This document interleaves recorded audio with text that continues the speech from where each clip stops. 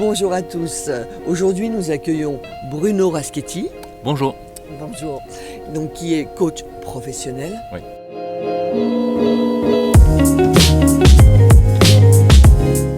Aujourd'hui, le sujet d'importance, expliquer le métier. Donc, en premier, Oui. qu'est-ce qu'il est important de savoir sur le métier et comprendre sur le métier de coach? Alors le métier de coach est un vrai métier. Un coach, ce qu'il faut bien comprendre, c'est que ce n'est pas quelqu'un qui va vous donner des conseils pour vous dire quoi faire lorsque vous avez une problématique à résoudre. Et c'est justement ça le métier de coach, c'est de vous aider à résoudre vos problèmes et de trouver vos propres solutions pour atteindre des objectifs. Alors c'est peut-être un peu abstrait, un exemple d'objectif c'est par exemple de ne pas rougir en public, d'être capable de prendre la parole en public et d'aller à un entretien d'embauche, de diriger une équipe avec efficacité, voilà, de prendre sa place de chef. D'accord. Mais véritablement, avec des phrases simples, ça sert à quoi? On en entend parler partout. Humainement, au niveau confiance en soi, souvent j'entends parler. Est-ce que c'est ce genre d'application qui se fait? Comment ça se passe? Oui, on parle beaucoup de confiance en soi parce que fondamentalement, quand on a une difficulté à réaliser un objectif, c'est parce qu'on n'a pas confiance en soi. Donc c'est là où intervient le coach, il vous aide à retrouver votre confiance en soi en vous donnant typiquement des exercices à réaliser, des actions à entreprendre pour que vous puissiez vérifier ce qui fonctionne pour vous et ce qui ne fonctionne pas pour vous.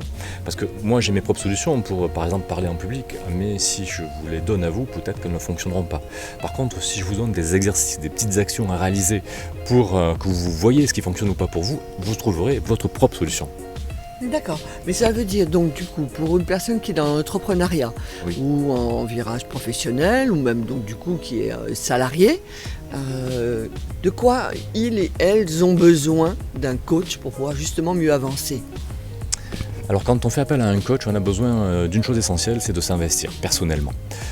Parce que donc votre investissement consiste à vouloir trouver vos propres solutions. Rien ne se fait, je dirais, facilement. Tout à l'heure je vous parlais d'exercices, en fait il y a des actions qui font que vous allez vous investir à réaliser ces exercices-là. Et si vous allez voir un coach juste pour recevoir une solution et que ça fonctionne sans que vous forciez, ça ne marchera pas. Il faut vous-même vous mouiller un peu la chemise. D'accord, donc la patience, avoir du temps, pas être dans le rapide. Oui. Maintenant, par rapport à ce que tu évoques, quelle est la différence, attention à ce que je vais dire, entre un psychothérapeute Oui. et un coach? Parce que quelque part, là, j'ai l'impression que ton métier, c'est d'aller chercher un peu loin, réveiller un peu réveiller des points négatifs, on va dire, Oui. et les mettre en points positifs. La différence fondamentale entre un coach et un psychothérapeute ou un psychologue ou un enfin il y a plein de psycho quelque chose, c'est pas péjoratif, c'est qu'un psychologue par exemple va travailler sur le pourquoi j'ai une difficulté et on va essayer de trouver dans le passé de chaque personne d'où vient cette difficulté. Un coach ne va pas travailler sur le pourquoi j'ai la difficulté mais sur comment je peux faire pour vivre avec cette difficulté et atteindre mes objectifs néanmoins. Une métaphore qui fonctionne bien pour comprendre cela, c'est imagine une rivière qui déborde et qui vous empêche donc de passer de l'autre côté de la rive. Le psychologue va peut-être vous aider à assécher cette rivière pour passer dans le lit de la rivière et de l'autre côté, alors qu'un coach va vous aider à fabriquer un pont pour passer au-dessus de la rivière et atteindre l'autre rive. D'accord. Donc dans un aspect de se révéler pour mieux réussir, Oui. mais ça veut dire que c'est à l'instant T ou alors dans l'année ou dans les 2 années à venir, dans le sens visionnaire, par rapport donc à un entrepreneur ou quelqu'un qui est donc dans le salarié. Alors, juste un truc, un coach est beaucoup plus rapide qu'un an ou 2 ans. On atteint des résultats dès la première séance. Il y a des choses qui changent, qui se transforment. On n'atteint pas forcément l'objectif qu'on venait rechercher, mais par contre on atteint déjà les sous-objectifs, c'est-à-dire on avance vraiment. Et on finit, je dirais, une séance de coaching, enfin on a quasiment atteint 90% des objectifs, sous un mois, peut-être 2 mois, suivant la difficulté. D'accord, parfait. Donc par rapport à cela, dans l'autre sens, les personnes qui veulent être coach, Oui. quelles sont les alertes pour terminer cette interview? Les alertes, tout le monde veut être coach. Est-ce que véritablement ça s'improvise pas? J'ai bien compris.